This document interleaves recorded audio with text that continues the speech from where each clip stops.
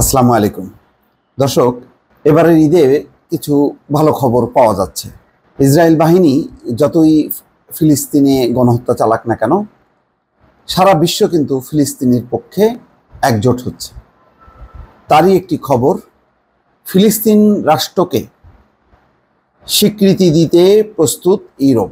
দর্শক বুঝতে পারছেন এবং আপনারা অবাক হবেন যে এই যে ফিলিস্তিন রাষ্ট্রকে স্বীকৃতি দিতে প্রস্তুত হচ্ছে ইউরোপ, এটি সংগঠিত করছে স্পেনের প্রধানমন্ত্রী সানচেজ। তিনি একজন বামপন্থী, সুতরাং যেহেতু বাম নেতারা ইউরোপের বা সারা বিশ্বেরই তারা সাধারণ জনগণের কথা শোনে, বোঝে এবং তাদের ব্যথা অনুভব করে, সুতরাং সেই বিবেচনায় মোটামুটি তার নেতৃত্বে তিনি পুরো ইউরোপকে সংগঠিত করছে।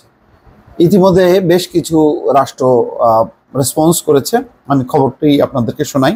ফিলিস্তিনকে রাষ্ট্রের স্বীকৃতি দিতে প্রস্তুত ইউরোপীয় ইউনিয়নের সদস্য দেশগুলো।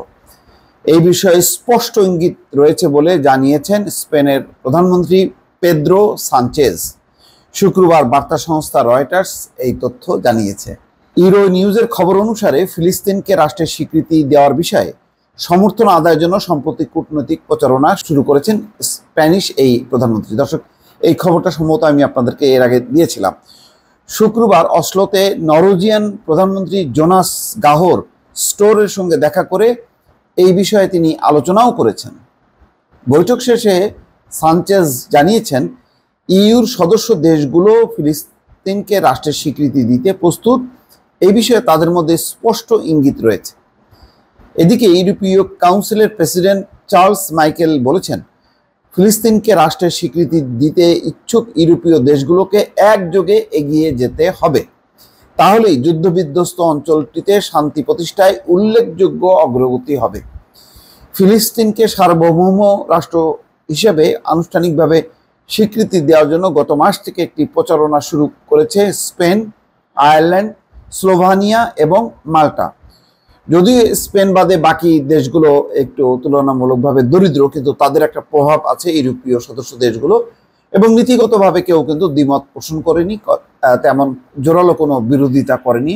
বরং ফ্রান্স, জার্মানির মতন দেশও নীতিগত একটা একাত্মতা প্রকাশ করেছে এই উদ্যোগের পিছনে।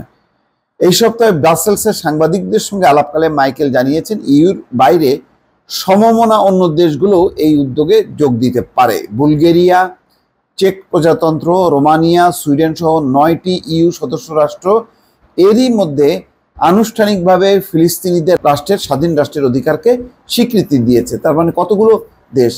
আসলে এটা ছাড়া কোনো উপায়ও নেই। এটা হচ্ছে বিশ্ব বাস্তবতা, যেটা শুধুমাত্র ইসরায়েল বুঝতে পারছে না, কিন্তু মার্কিন যুক্তরাষ্ট্র সহ বাকি সবাই কিন্তু বুঝতে পারছে যে স্বাধীন ফিলিস্তিন রাষ্ট্র ছাড়া এর কোনো সমাধান আসলে নেই। এক্ষেত্রে ইউর অবস্থান হলো কেবল দ্বিরাষ্ট্র সমাধানের শর্ত হিসেবেই তারা ফিলিস্তিনকে রাষ্ট্র হিসেবে স্বীকৃতি দেবে।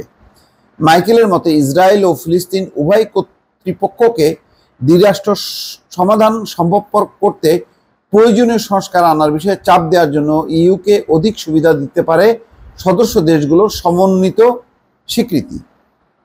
নেতৃত্বে স্পেন। স্প্যানিশ সরকারের এক মুখপাত্র গত মঙ্গলবার জানিয়েছে, গাজার পরিস্থিতি এবং ফিলিস্তিন রাষ্ট্রের স্বীকৃতি নিয়ে আলোচনার জন্য নরওয়ে, আয়ারল্যান্ড, পর্তুগাল, স্লোভেনিয়া, বেলজিয়ামের নেতাদের সঙ্গে দেখা করবেন স্প্যানিশ প্রধানমন্ত্রী সানচেজ। আগামী বুধবার ব্রাসেলসে ইউর 27 সদস্যের সম্মেলনের আগেই এই আলোচনা। গাজায় যুদ্ধ শুরুর পর থেকে ইসরায়েলের বিষয়ে ইউর অবস্থানকে কঠোর করার প্রচেষ্টায় নেতৃত্ব দিচ্ছেন স্প্যানিশ প্রধানমন্ত্রী সানচেজ। তিনি ইঙ্গিত দিয়েছেন, আগামী জুলাই মাসের মধ্যেই ফিলিস্তিনকে রাষ্ট্রের স্বীকৃতি দিতে পারে স্পেন। অর্থাৎ স্পেন অলরেডি ঘোষণা দিয়েছে তারা জুলাই মাসের মধ্যে ফিলিস্তিনকে রাষ্ট্রের স্বীকৃতি দেবে। তার এই প্রচেষ্টার এরই মধ্যে বেশ সমর্থন লাভ করেছে বেলজিয়ামের মন্ত্রীরা। নিশ্চিত করেছেন তারাও পশ্চিম তীর, গাজা উপত্যকা এবং পূর্ব জেরুজালেম নিয়ে গঠিত ফিলিস্তিন রাষ্ট্রের স্বীকৃতিকে সমর্থন দিতে প্রস্তুত। এর আগে ফিলিস্তিনকে রাষ্ট্রের স্বীকৃতি দেওয়ার ইঙ্গিত দিয়েছিল অস্ট্রেলিয়াও কিন্তু এই উদ্যোগের সাথে আছে।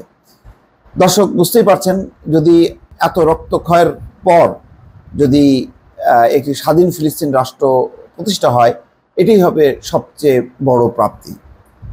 ভালো থাকবেন। আল্লাহ হাফেজ।